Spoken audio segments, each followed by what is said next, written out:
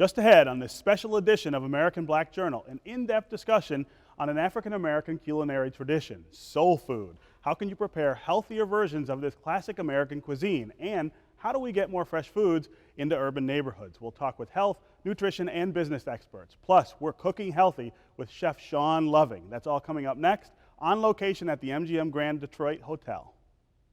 Lindsay wants to know. So I'm curious, what's DTE Energy doing to improve their customer service? Why don't we take a ride over there and let Rachel tell us? Hello. Hello. Take a walk with me. Here at DTE Energy, we're working very hard to improve our service, like answering every call under 1 minute and resolving the issue on the first call. Wow, no passing the buck, huh? Nope. And plus, we're adding over 100 customer service jobs right here in the state of Michigan. I need to get a real job. I'm going to send your application. Thanks, Rachel. DTE Energy. Know your own power.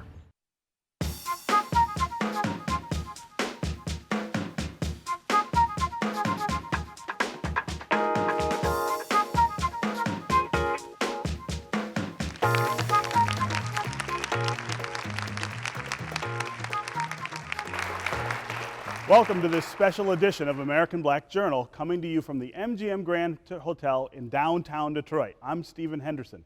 Soul food, it's a staple of the diets of many African Americans, especially older generations who grew up in the South. But can too much soul food lead to serious health issues? Independent filmmaker Byron Hurt set out to answer questions about this rich culinary tradition in his documentary, Soul Food Junkies. The film recently premiered on the PBS program Independent Lens. Here's a clip.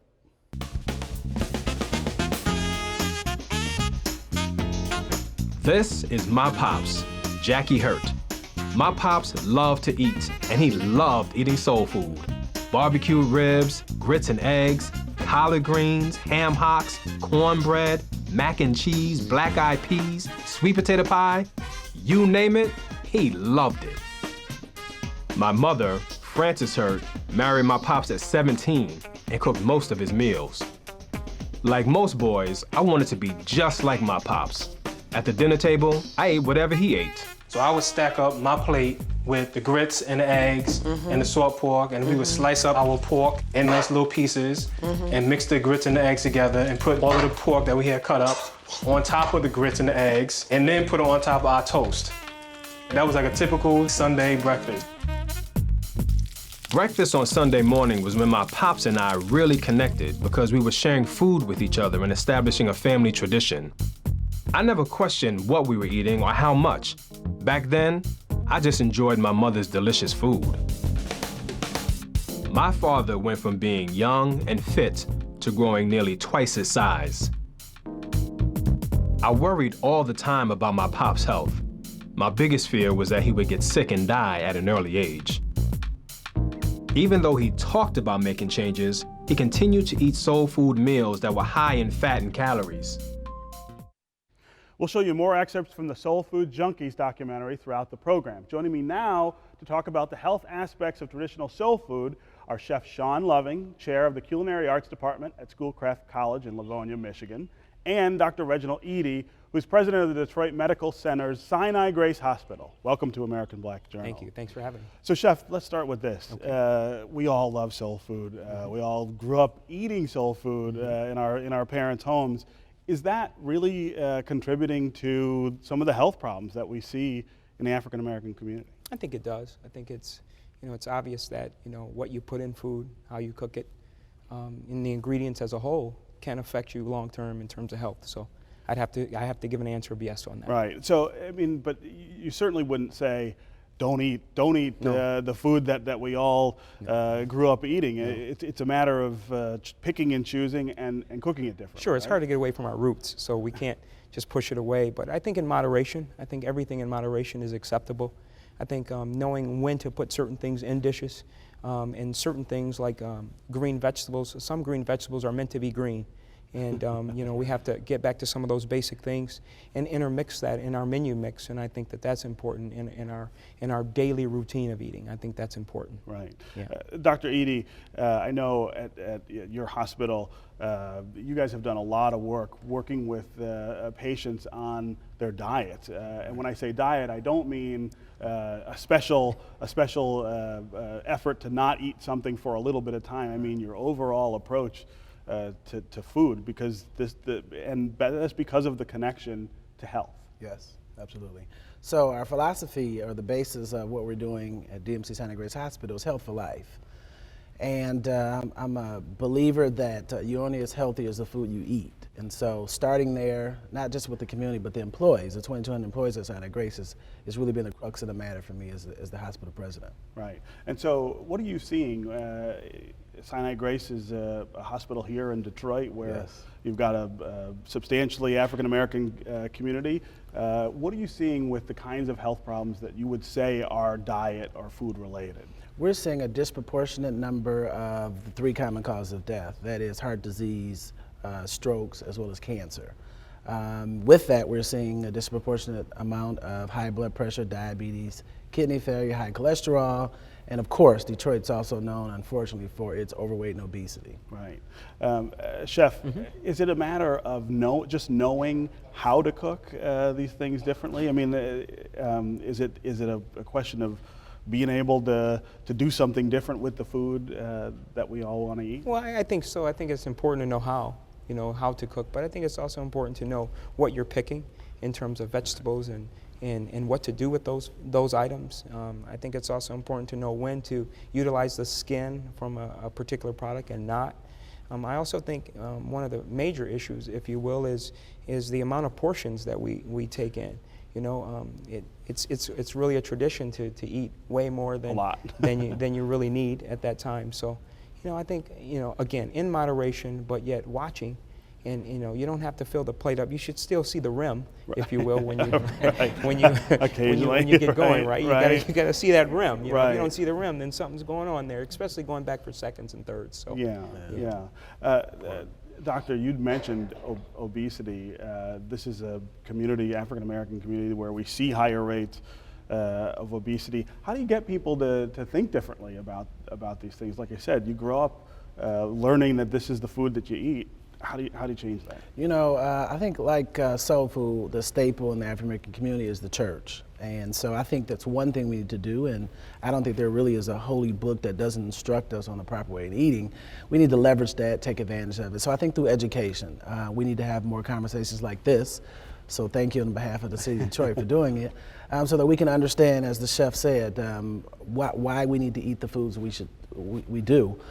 Because at the end of the day, the food is either going to cause a disease or prevent a disease. And so once we educate the community on the differences and how the food affects it, I think we'll be on our way. Yeah, I mentioned earlier the difference between dieting and preparing a healthy, stable diet. Talk some about how you talk to people in our community about that. I mean, that's one of the things we all do is say, well, I'm going to lose 20 pounds this year, so I'm going to go on the Atkins diet. I'm going to cut out carbs. That kind of thing doesn't really work, right? Yeah, you know, I did weight loss for 8 years, and it was a pretty lucrative venture for me. But at the end of the day, I have to lay in a bed and look myself in the mirror and say, this is not right. Because what it does not do is it doesn't change the mindset and the approach to eating. So it's a temporary fix, but the research suggests that after someone's done dieting, they actually gain not just that weight back, but additional amount of weight. Yeah, so I think that it goes back to educating the community on the effects of food. So one thing we did, namely at Santa Grace Hospital last November, is we partnered with City Council, we partnered with Wayne County and some of the schools, both charter and public schools, and we did the No Soda Pop in November. And you know, it was only for November, but it sparked the interest or the conversation, if you will, as to what high sugary drinks do. And when we look at things like the onset of high fructose corn syrup and compared to the onset and the rate of obesity in this country, we start to see a link and it starts to make sense. Right. What about shopping? Obviously you eat what you buy at the store. Are there things that you would say to people in our community about shopping better for eating better? Sure. I think first and foremost, processed food. You know, I think we need to stay away from processed food that has already been manipulated, if you will, prior to you even taking on it. And so I think fresh food is always better than processed. Critical because first and foremost, it's in your hands first. You know, it may have gotten brought from a truck, but it's in your hands. You know, you can do what you want with it. You don't have to worry about the sodium. You don't have to worry about the things that others have already touched and processed it in. That's one important thing. I would say secondly is that, you know, identifying exactly what it is that you're buying. So gaining a little bit more knowledge and knowing that, you know, that's an out-of-season product. You shouldn't be buying that, and just because it's on sale, that might not be a good idea. And so give me an example of that. When you say an out-of-season product, why is that a bad thing? So if you walk up to okra and it's no longer green, and there's something that might be going on with that, if it's got brown spots on it, or you don't know whether or not it came from Chile, you don't know where it's come from. See. So, you know, I think all of that and consuming those products at the same time, I mean, that does affect you in the long term of things, you know. Yeah. So now when you're teaching at Schoolcraft, are these the things that you're teaching the chefs? Because, you know, when I go to restaurants, you said something about portion control. Sure. Seems to me that when I go to a restaurant, I get a plate as big as my head. Sure. A lot of the time. Yeah. Is this something that chefs are learning now more Sure. about those things? At Schoolcraft, first and foremost, we teach balance. We teach making sure that you understand the difference in the carbohydrates, the proteins, the complex carbohydrates, and what to do with that. We teach a lot about legumes, what to do with those. And obviously when it comes to soul food and that conversation, lots of individuals come to me with that. And you know, we focus on that, but at the same time, we try to make sure that from scratch is very important. It's not as difficult to cook something from scratch as it is to drive your car and to go purchase it already processed. So we teach from scratch. We teach how to get from point A to point B. Butchering products. It's not very difficult to butcher a chicken. You just can't be scared of it. You know, you have to go. So you literally are teaching people that, you know, that at home, you think people could butcher their own chicken? Because if you go into the store and you see a whole fresh chicken available to you to purchase, you can make soup from your whole chicken as opposed to purchasing it in a can. So that should be our focal point. And it starts there. And it's not very difficult to develop flavor and utilize the products in the grocery store that are fresh and get things from fresh markets and do that. It's not very difficult. Cooking's not as intimidating as it seems. Okay, well, we're going to put you to the test That's on no that problem. in a little minute. Okay. Thank you guys for that conversation. Sure. Coming up next on this special edition of American Black Journal, Chef Loving and I are going to hit the kitchen. He's going to prepare a couple of dishes to show how soul food can be healthy and still taste great.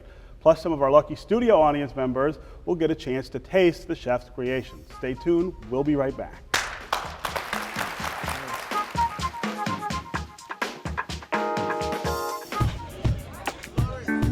What is it about soul food that you love? I mean, what's so appealing? The spice, the season. Came for the fried chicken. Now, you haven't had nothing till you have my black eyed peas. Soul food tastes good. Better than most white man food, that's for sure. Soul food is a great part of our culture because it's a time of coming together. It's a time of cooking together, talking together, sitting down and consuming together. That's why when we pray, good Lord, good meat, come on, let's eat. Hallelujah.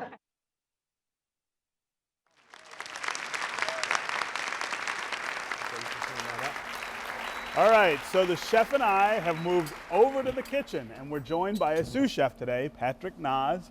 As we've discussed, there are ways to use healthier ingredients when you're preparing soul food and still capture the great flavor and taste of the traditional way of cooking it. What are you going to make right now, Chef? I have to tell you, this already smells fantastic, so I'm really eager to learn what you're doing. Great. Well, I chose a couple dishes to start off with. One is an etouffee. And an etouffee normally, and the word means to smother. Right. And so we love smothering things. Yes, we love everything to be smothered with sauce, right? So what I've done is I chose to healthen it up a little bit by using boneless and skinless thigh meat as well as chicken breast. And I pre-marinated the chicken with fresh herbs, garlic, Cajun spice. I didn't add any direct salt to this. Wow. And what I'm doing here is I'm browning this, if you will, to where at the bottom, I think that this is the most critical part that we love about cooking, which is this brown, earthy, we call this fond. This is the actual, the coating, if you will, that's going to... The coating on the pan is everything because we don't have any skin here. So because we don't have any skin on there, which we do love to eat. And that's what has a lot of the taste, It holds a lot of flavor there, right? So we don't have any skin there, but because you see that there, in moderation, I'm going to use a very, very small amount of flour. And what I've done is, as opposed to using a lot, I'm only going to use just a small amount. In normal sense, you would use a lot more flour to that. And what I'm doing is I'm going to mix this flour into there. Okay. And what that's going to do is give me body, but I didn't use a very lot amount. And so that's gonna pick up the substance on the bottom of the pan, right? Yes, it and is. Put it into the chicken. Yes, it is. And because I'm actually looking for flavor to come through, I've taken that flour and actually toasted the flour in the oven. Okay. And that's why the flour has a tad bit of a brown color profile. Okay. And what that's going to allow me the opportunity to do is pick up a very nutty finish, if you would like to smell that. Wow. Patrick, can you please start the corn cakes? And so you just literally put the flour in a pan in the oven? Put the flour in the pan in the oven, and what that allows you to do is pick up a natural nutty flavor. Okay. Because the sense of browning and caramelizing is what we like on our palate. Right. Okay? Now, see, I want to say that that I was taught somewhere that the brown stuff on the bottom of the pan is not good for you. Is that not true? The brown stuff on the pan is good for you if you don't burn it. Okay. So, okay. Maybe we're talking about Steve not being able to cook. Yeah, the brown stuff on the pan is good as long as you don't burn it. Okay. I came from a long ago where they say where there's color, there's flavor. Okay. Right. So that's a good phrase. Yeah, I like that. So I want you to keep that one.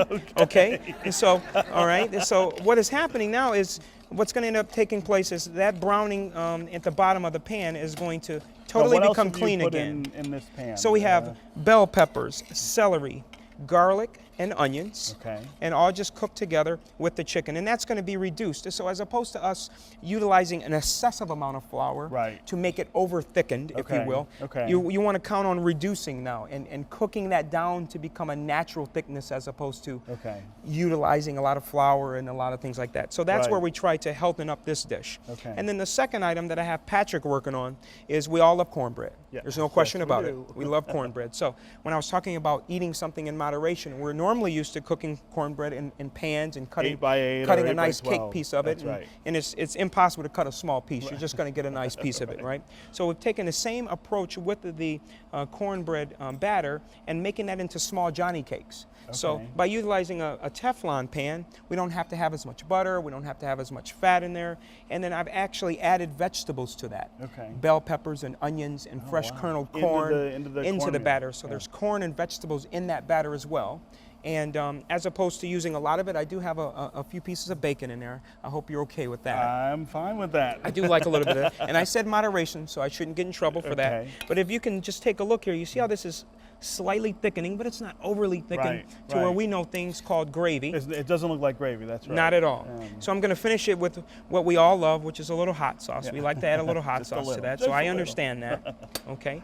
And then some fresh vegetables as opposed to the tomatoes being canned. I have some fresh diced tomatoes that I'm going to add to this at the end. Fresh Roma tomatoes. Okay.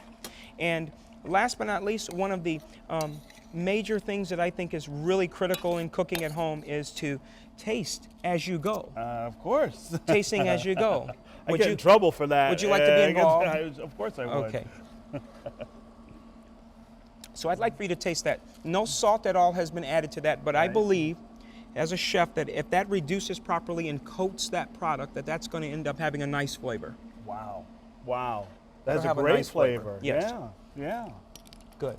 So over here, if you can look, we have these cakes that are being made, small portion. So if you have 2 of those, that still would be a smaller portion than you would having a big piece of cornbread. So, and you've cooked this essentially like a silver dollar pancake. That's what it looks like to me. And when I was growing up, we used to have a cornbread just like this, but the pork chops would be cooking, and they would be a little bit more thicker than this, and it'd be a whole different game. That's right. Yeah, it'd be a different game. So now, in terms of fat content, things like that, things that you're always looking at in terms of eating healthy, I'm going to do better with this. Sure. Number one, we're cooking it off the bone, and we don't have any skin here at all. So you cut this chicken off the bone? Cut this chicken off the bone. And so the liquid that you saw me pour in there was those bones that was cooked down to get this particular stock. Okay. The broth that you see in the market actually has a great deal of sodium. Even if it says low sodium, it's pretty high in sodium. So if you start to reduce it in this manner, it's going to take on that salty flavor profile. It's going to take on that, okay. Yes, it will. And that's one of the real trade-offs, isn't it? That when you buy stuff that says low fat or low calorie, often what they're doing to make up for that in taste is salting it, right? Yes, no question about it.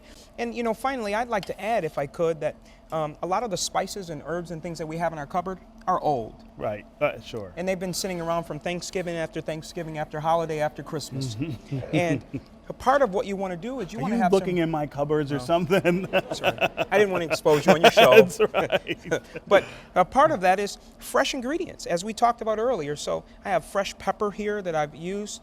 You know, that when you're grating pepper fresh and placing that into an item, you're exposing more flavor. Right. And that's what you're trying to build, especially if you're looking for soul food. We like seasoning. Right. I mean, you know, we like for it to taste good, right? Yeah, right. So, so now the marinade that you used on the chicken, what was smoked that? paprika. Okay. So did you taste the smoky finish? So a combination of the paprika and the flour, toasting the flour first, really accented and helped bring that flavor out. Okay, okay. Yeah. And so how long do you have to marinate that chicken? That chicken can be marinated an hour before time. Oh, so just an hour. So this is not something you're doing overnight? No. Or? Because sometimes if you marinate too long, it'll actually change the texture of your protein.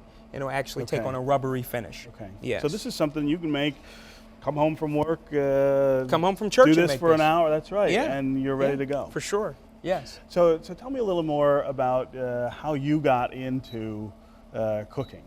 So I was about 17, 18 years old, and my counselor pulled me aside in high school and said, you know, Shawn, you got to make some decisions. What are you going to be? And she laid out these different plans of vocational school, and she introduced Go Lightly to me. And Go Lightly Vocational Tech Center on on Jefferson. Sure. So born and raised here, and so my mom said, you got to do that, you know, and I was used to watching her make yeast rolls and cook her collard greens and do all this stuff, right? Sure. So I'm born and raised like on that. to eat, right? Love it, love it. So just decided, I love to make people happy. You know, it's what I do, and been doing it ever since. And I'm now 42, so I've been doing it a little while now. Yeah, right, right. And I don't want to make you uncomfortable, but you used to have a weight issue. I was about 272, and had to push away things more than I brought it in. Right, in terms of the plate, right? and you know, I made my mind up. I said, you know, if I'm going to be an instructor, an African American chef, is something that I wanted to do.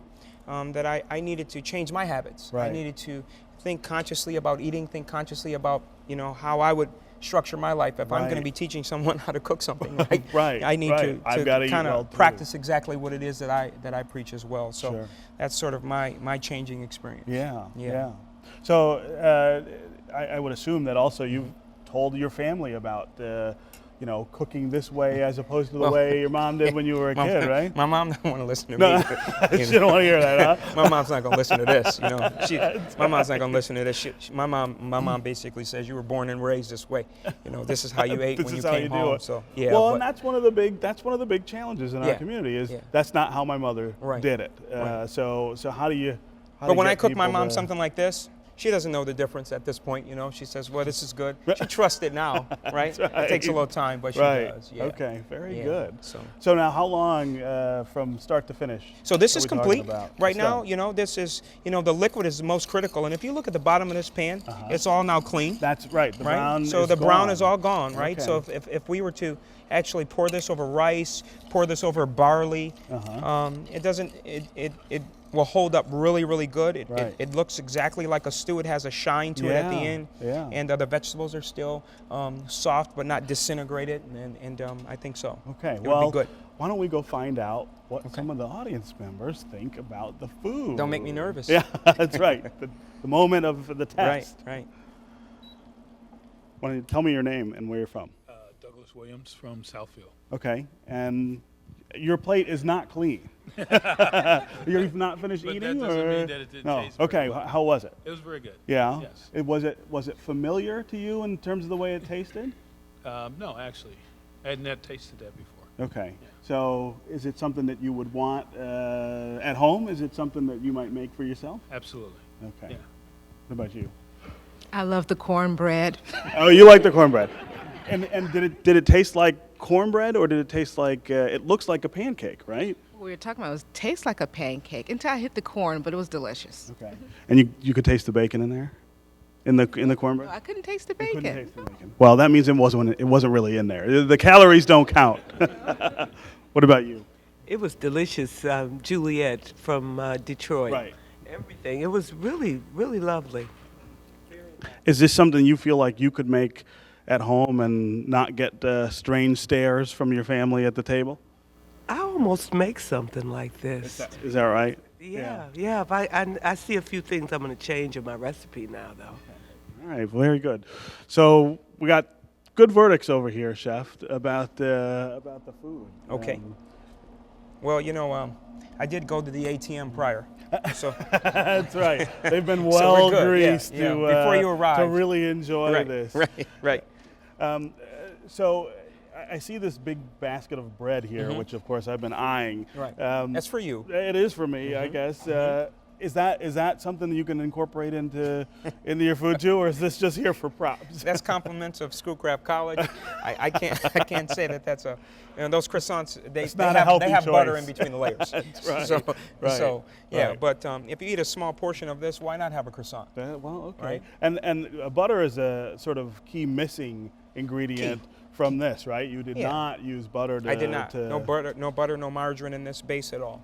Just cooking it down, and again, I keep pointing out, if you look at how it just continues to richen itself and darken itself and thicken itself on its own. Eventually, it's going to feel a little more like gravy, even though that's not exactly. what it is. So if you took that liquid right now and poured it over any type of grain, I think it would eat pretty good. It would eat pretty good. Yes. All right. Well, great to have you.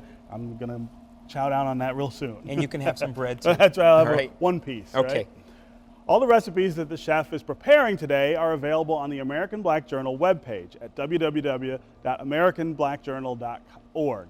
Another way to combat health issues among African Americans is to provide better access to fresh foods in our urban neighborhoods.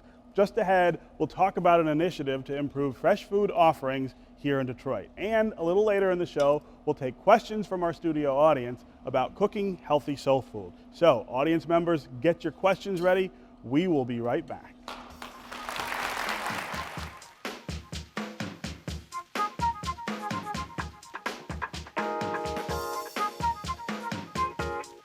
The first people I ever heard rejecting soul food was comedian and activist Dick Gregory and Nation of Islam leader Elijah Muhammad.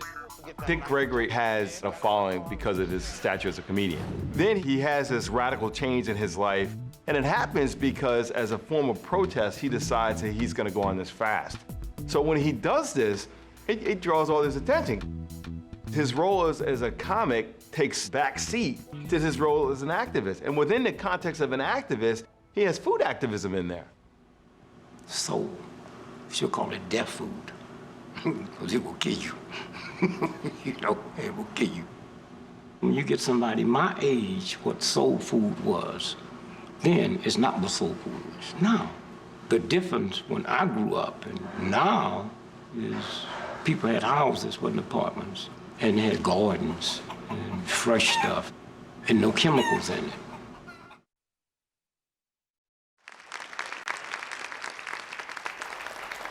Millions of Americans across our nation are living in areas that are described as food deserts. These are low-income communities with little or no access to supermarkets that have fresh meat, fruits, or vegetables. Most of the food deserts are located in urban cities like Detroit. Here to talk about what can be done to improve access to fresh foods is Olga Stella, who's the Vice President of Business Development at the Detroit Economic Growth Corporation, and Chef Shawn Loving of Schoolcraft College is back to offer advice on getting the best nutritional value out of food items. Welcome back to American Black Journal.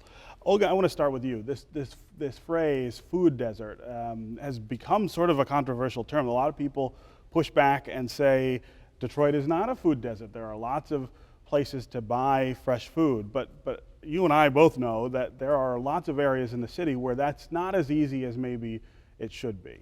So I think the issue really is about access. We have grocery stores in Detroit. The problem is that not all of our residents can get to them, or the ones they can get to are maybe not offering the best quality or quality that they're looking for. So that's really the big issue is how do you make sure that in communities where people don't have access to transportation, where it is a burden to walk a mile to a grocery store and have to walk back, your access to good food might be limited as a result. And how much of the city would you say right now would fall into that category of being challenged that way? It's hard to say. I think in some of our less populated neighborhoods, it's much more of a challenge. I think when you look at most of the major thoroughfares and most of the major neighborhoods, people would know every neighborhood really has a grocery store. Sure. In those situations, but it really ends up becoming a question of distance, and then store size and selection. The stores in the city of Detroit are much smaller. They're smaller than the national average, so they don't often have grocery stores. The grocery smaller stores, than average. and there are many more what we call fringe food retailers, convenience stores, folks who are not offering what a traditional supermarket are. Those fringe food retailers tend to be much closer to where people live than the grocery stores, and so even though there's about 80 grocery stores in Detroit, they're everywhere. Yeah. But the question is, if you don't have access to a vehicle, it might be hard for you to get to them. Right. And then the consumer preferences. People may not be finding the kind of store format that they're looking for. We've estimated there's about $200 million of consumer spending that leaves Detroit to grocery. To go to grocery shop somewhere else. And sure. a part of that is actually folks who are receiving supplemental nutrition assistance benefits. So it's not just middle class people, it's people at all income ranges and who are looking for a particular kind of service that maybe they're not finding. Yeah. Chef, when people can find fresh food, a lot of times they're not choosing it. Some of that I know is about price, that sometimes fresh food can be a little more expensive than processed food. But when you're going to the store and you're thinking, I want to eat healthier, what are some of the things you ought to keep in mind? I think the first thing you ought to keep in mind is to not be afraid to challenge yourself to buy the fresh item. It's not difficult to process those items, and I think that I would want to start with educating the individuals on what to do, right, and how to process a Brussels sprout from scratch, and how to use some of these vegetables as an example, because there's beautiful things out there. So it's either cost is the fear, right, or time. I don't have time to process this. I don't really know what to do with Swiss chard. What do I do with it? Right. But from the bottom of the Swiss chard tip all the way to the top of the leaf is all edible and a beautiful vegetable, but underutilized in our community because they don't, no one feels comfortable with such things. So right. I think it's education too. So how do you get people to the point where they're comfortable with those things? Where can you learn how to use? I gotta admit, I don't know how to use Swiss chard. So where would you find that? Well, I think it's going to start with somehow giving back. Starting with community schools such as where I work and others to give back that way, to start in the urban communities and to show that these vegetables and foods are not very difficult to process, and that you can have delicious meals with them and keep great nutritional value in your dinner or lunch experience with your family. Yeah. Olga, you guys have a program called Greengrocer, right, which is targeted exactly at this problem. Tell me about how that works. Sure. The Greengrocer project is an effort to work with City of Detroit grocers on improvements and expansions, and then also helping others who want to open stores in the city do so. And so we've been working for both providing technical assistance, helping grocers do focus groups in neighborhoods. We've done a number of loans for equipment and other store renovations. So what we found is that many of the grocers in the city have been making improvements. Some of these improvements have gone unnoticed, unpublicized. Others really want to. They can't get access to conventional bank financing. Grocery is a really tricky business with very small margins. Yes, yeah, that's right. When your product is perishable, and it becomes very difficult to finance some of those improvements. So we've been actively working, right, and what we found is great partners who want to make investments. Right, and we're getting to new, very large supermarkets in Detroit very soon, right? Yeah, right. So both Myers and Whole Foods opening in Detroit this year. And two Meijer locations. Well, so one yes, two slated, one actually under construction. Actually building, that's exactly. Right. We try not to cunt our chickens before they're hatched. That's right. And then the Whole Foods is also under construction and looks beautiful when you drive by the store. And I think that's really part of the story is that we have to have a wide range of choices. Sure. There's not one solution. What you're seeing in Detroit are farmers markets popping up in neighborhoods, mobile food markets happening. You know, folks looking at maybe some alternative formats. We've heard about some folks organizing a co-op. Yeah. You know, traditional independent grocers are operating stores, and then of course national retailers coming in. And we've got to figure out how to make room for all these, because every neighborhood is going to need a different mix of ingredients. Right. Chef, I've always had, I've got a very green-thumbed wife who has always wanted to make sure we had a garden wherever we lived. Is that a good way to make sure you have fresh food? Is it a realistic way to get all the fresh food you can get? Very realistic. You know, it's one of the things that we do teach is how to put in a garden.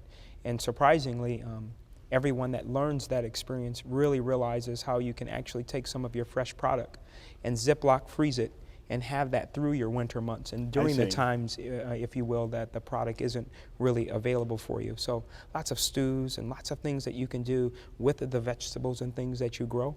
You can very, very easily package those things and have them and can them. There's just so many things that you can do. It's just a matter of us not being fearful and just jumping in and learning it. And learning how to use Swiss chard. I Exactly gotta do that. Maybe you can teach me. Well, that's next. That's right. All right. Thank you guys both for being here. Coming up next, we'll head back to the kitchen with Chef Loving. This time there's a delectable dessert on the menu. Plus we'll hear what's on the minds of our studio audience as we continue this special hour-long edition of American Black Journal, coming to you from MGM Grand in downtown Detroit.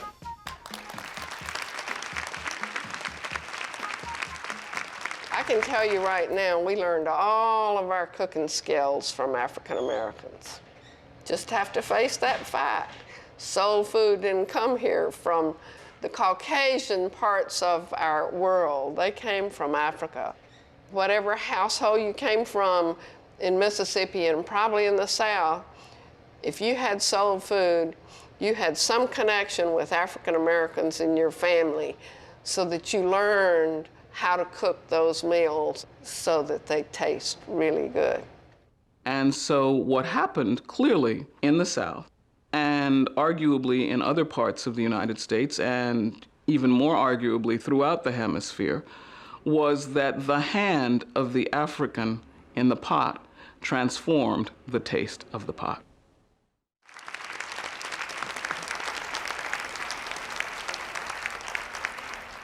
All right, we're back with Chef Shawn Loving and sous chef Patrick Naz in the kitchen. So what are we making this time?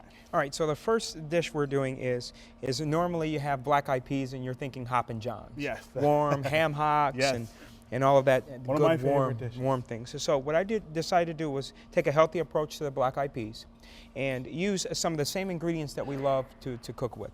First, I started with a smoked turkey, a wing and drumette that you normally get, right? Okay. And cooked that in water with a little bit of fresh thyme and a bay leaf. Cooked it until it became nice and fork tender. Okay. And then I took that liquid and then I cooked two different items, the legumes being the black-eyed peas in that liquid, as well as a grain that some may be familiar with and some may not, which is called quinoa. Yes. And quinoa is a very popular grain as of late, which is very, very high in protein. So I really, really like using it and intermixing it with the things like black-eyed peas. What's the approximate? I mean, I've had quinoa, but I'm trying to think of something that it tastes like to give people I think it's a an cross idea. between a soft white rice with the nutty flavor profile of brown rice when you finish tasting it. Yeah, that's right. Okay. So it's a basic salad, really a festive salad where the smoked turkey is folded into it at the end. But all of these vegetables in that I'm adding to it, red peppers, green peppers, red onions, and fresh herbs. I'm utilizing the same herbs that you normally would during the holiday Thanksgiving time, so fresh sage and poultry seasoning. So bringing the flavors in that we know and love, but trying to lighten it up a little bit. Great for spring/summertime. Right, and the beans. I mean, you've cooked them, but you serve them cold. Yes, served cold. Now, could this be turned into a warm side dish? Yes, it could. But how I would alter that at that point would be to remove some of the vinegar. And just cook that slowly with the other vegetables. And the reason that the vinegar is in there is for it to be a side accompaniment with something else, like a hot dish, if you will. So that's the reason for that.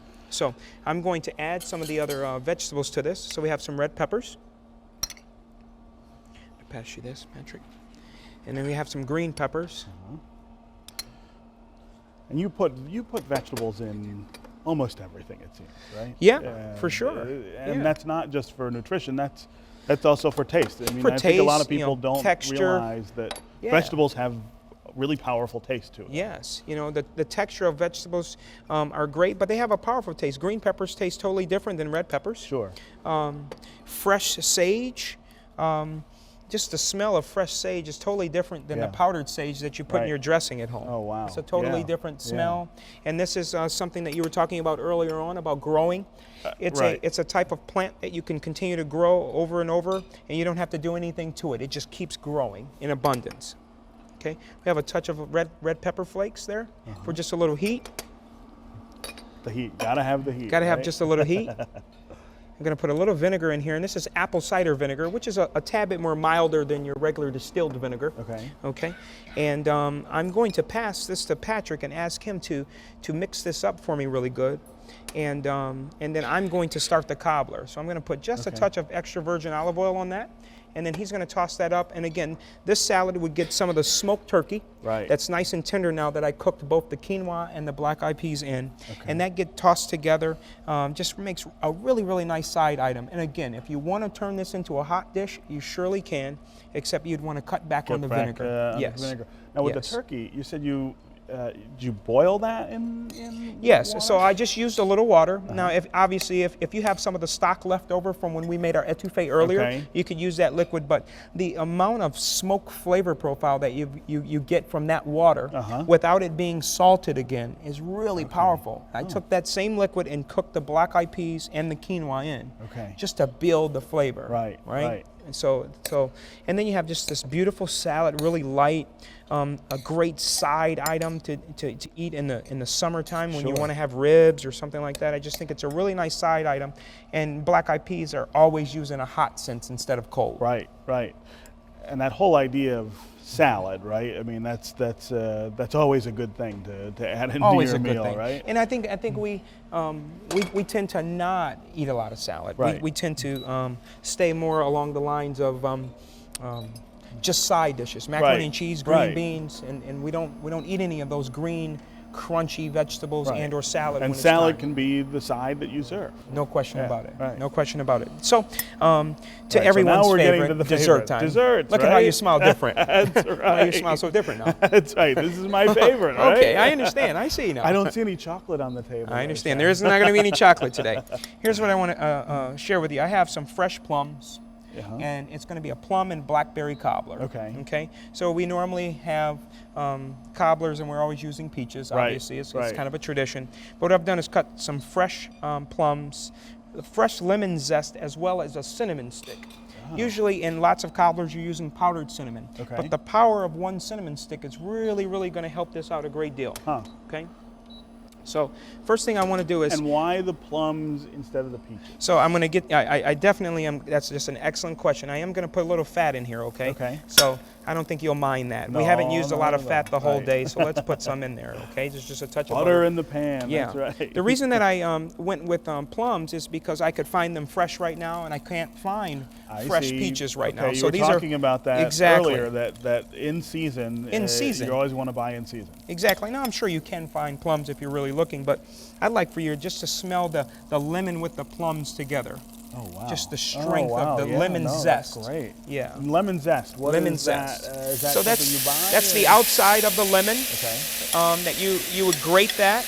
You grate the outside of the lemon. Okay, the rind. Yes, it's the rind, and it really gives you a nice strength and a bright finish. I do really feel in my heart that in the category of soul food cooking, sometimes we miss out on the opportunity to add acid. To lift things up with lemon and lime, as opposed to always having things heavily sodium driven. I just think that it's nice and refreshing. And that acid lifts the flavors, correct? Lifts the flavor. The natural flavor. And it helps your appetite. Right. You're not always as hungry. So it kind of helps. Right? That's right. So it helps you eat less. Exactly. Patrick, can you pass me the blackberries? So I have some fresh blackberries as well. And finally, as opposed to these fruits cooking down a lot, I just cook them just until the small amount of sugar, and utilizing agave nectar as well as a part of the sugar or the sweetener, if you will, and then adding the blackberries right at the end, fresh, and then turning the fire off. Not actually cooking it for a long time. I know that lots of cobblers and that you usually cook the fruit for a very, very long time, but not for this. And so the last piece of it is I'm going to pass it over to Patrick, and I would like for him to get the cornstarch along with the water. We basically are going to take what's called a slurry and take a small amount of cornstarch with a little bit of water to actually give that its sheen and thickness so that we can build the cobbler. I also noticed, Chef, you don't cook things all that long. I mean, No. You're not overcooking things, but you're also sort of just giving it a little heat and then pulling it off. I'd have to say that's one of our not so good habits. Is that overcooking? We cook things. We cook too much. We cook things from the morning all the way to the night. Right. And it's just cooking and cooking. That's right. At the crock pot. That's what the crock pot is It's just cooking for, and right? cooking, right? Yeah. So those berries, they're whole and they're plump and they're beautiful. Right. They don't need a lot of cooking. They don't need to be baby food. Right. In order to get the point across in the cobbler, the taste right? is already in there. Exactly. So, yes, it's going to be a little bit more of a bright and a not as sweet cobbler. Okay. And I do understand that. But, you know, at the same time, we just try to lighten things up a little bit and not make them so concentrated in sweetness. Right. Right. I have a crust here, which you would know as a streusel. And this streusel I really want to talk about because what I've done is, as opposed to just using flour and butter and mixing that together, I have a combination of pecans as well as oatmeal. Okay. So I have oatmeal pecans and cut back on the flour and just really makes a nice crust to finish it as opposed to just doing the tradition of just the butter only. Wow. So this mixture here is going to go into the top. So I'm going to turn this off and I'm going to ask Patrick to pass me that there. And I'm going to place this into the dish. So now, I use a deep idea dish. of crust, I mean, that's one of the for me? typically one of the more sort of fat-laden parts of a dessert, right? Yes, exactly. So that is set it down low there for me. Okay. So yes, it is usually more fat, if you will. So I just lightened it up a little bit with the oatmeal, and it still using gives you the something crunch. different. Yeah. Yes, exactly. So I'm going to pull the actual cinnamon stick out of here because I still want to bake that. Hold that cinnamon stick for me. I still want to use that. And then what I want to do is I want to take and actually put the crust, if you will, the crumb, directly on the top. I see. Okay, and then I want that cinnamon stick to be set right directly on top of that as it's baking. Okay. And then that's just going to intensify and give us a stronger put more flavor. Of that cinnamon flavor into exactly. And so my recommendation, obviously, is we love to have ice cream with it, but there's some beautiful yogurts out today that are frozen that you can have that are very, very nice in flavor. You can do a peach sorbet. Okay. You don't necessarily have to go with ice cream all the time. Right. But our audience, because I wanted to get a second wave of yes, I did put a little whipped cream and a little bit of caramel on there, but in moderation again, okay, so that they would be That's happy the with key that. phrase, All right? in moderation, right? Well, let's go see what some of them think. Give me your name and where you're from. Martin LaFleur from Detroit. Okay, so how was the cobbler? Oh, everything was great. Yeah? Was it as good as your mom's peach cobbler? Be careful. Not as good, but it's up there. You don't want to insult the chef, but you don't want to insult your mother either, right? Let's go to someone else. Hi, Nikki Howard Combs. Okay, and? Everything was delicious. I don't like black-eyed peas and I don't like cobblers, but I'm in the... But your plates are clean, that's right. I think you are not telling the truth. No, I typically would not eat this, but it was delicious. Very good, very good. One more. Kari Turner. And your plates are clean. Plates have been clean. That was excellent. Is this something you would make on your own or have someone else make for you? I think this one here would make it. I would be cooking it, absolutely. Yeah. That's right, not him, right, of course. And you would feel comfortable, you think, making this? I am definitely making the black-eyed pea salad. Okay. Absolutely, I love it. Very good, very good. You got all yeses again. You spread the money around pretty good, huh? That's right. And so how hard, I mean, these are not hard dishes for people to make. They're not hard to shop for. I mean, it's all very, very plug and play almost. Exactly. I kept that in mind. You know, it's always such a funny piece as a chef to watch something on TV and know that, you know, a normal person on a day-to-day could not accomplish that. Right. And so one of the things I wanted to make sure when I came on your show is that we could actually accomplish these things when we leave. Do And so things that was that important. people could do. Sure, Yeah. sure. Okay, we're going to go to the audience now for a couple of questions. All right. Hello. Hi. I have a question regarding time and making soul food because, you know, usually soul food takes time. Do you have any suggestions on how to cut the time down or read shortcuts or something? Sure. I think, you know, I think that there's something true to things taste better the next day, quite honestly, and especially certain things that represent braising or stewing, things that, you hear all the time. What are you going to have for dinner? I'm going to have leftovers because they taste way better the next day than they do the first day.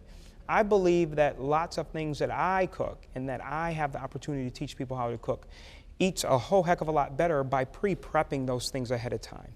And that would be things like if you're going to braise a vegetable or you're going to make a cobbler, it would be nothing wrong with making a cobbler in advance but not baking it until the next day.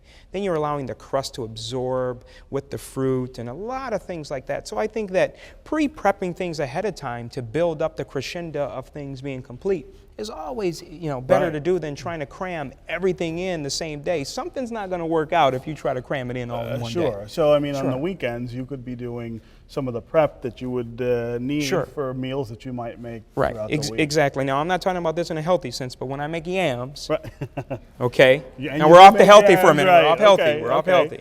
When I make yams, they taste way better the next couple of days than they do the first day. They do the first day? Yeah, because the syrup and everything that you've cooked those in has had the opportunity to get into that tuber. So Right. it's going to taste better. It's just impossible for it not to. Okay. Yeah. Next question. Yes. Hi.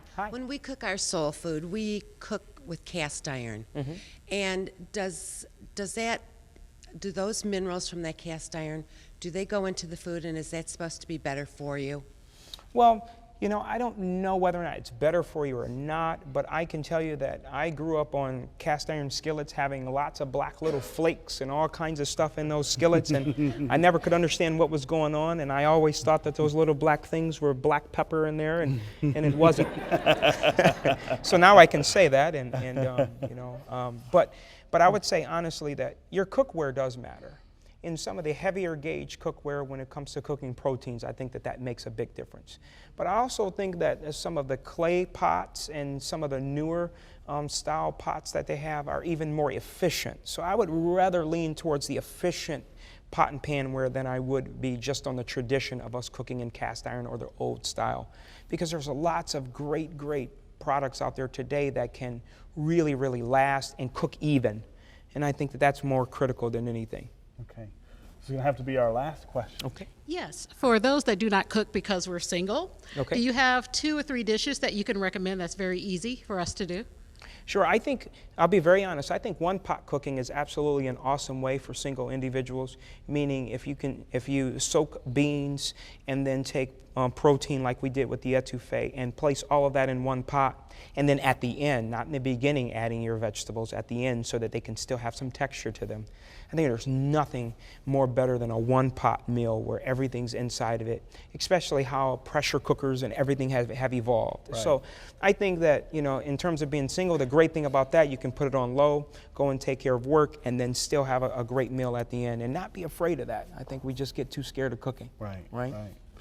All right, Chef. Well, All right. This was wonderful. Great. The food is amazing. It smells unbelievable in here. I wish the people watching at home could smell that. Give us just a real. We've got about a minute left. Give us a rundown of like 3 big tips you would give people about how to cook food that tastes great and is healthy for them. Don't be afraid to make a mistake. Challenge yourself. Right. Try things. Try things. Challenge yourself. Get out of there being a habit when you dine. Don't let dining be one track because that's what you're used to. Right. Step out of that box a little bit. And finally, explore fresh herbs and vegetables. Right. And that's stuff you can plant in your backyard. You don't have to have a big yard or a farm to do that. You can do that in the city. And I know that's not a 2 for $10 special, right. But you should try that sometime. And I think it works. Okay. Yeah. All right. Thank you very much for being Pleasure. here and Thanks for having me. us. My pleasure. That's our show for today. Before we leave, we want to thank the MGM Grand Detroit for hosting this very important discussion about healthy soul food. Again, Chef Loving's recipes can be found on the American Black Journal webpage at www.americanblackjournal.org. And we have a special treat for all of our studio audience. The MGM staff has prepared Chef Loving's recipes for everyone to enjoy right after our show. Thanks for joining us. We'd love to hear what you thought about today's program and get your ideas for future shows. Connect with us on Facebook and Twitter and let us know what's on your mind. We'll see you next time on American Black Journal.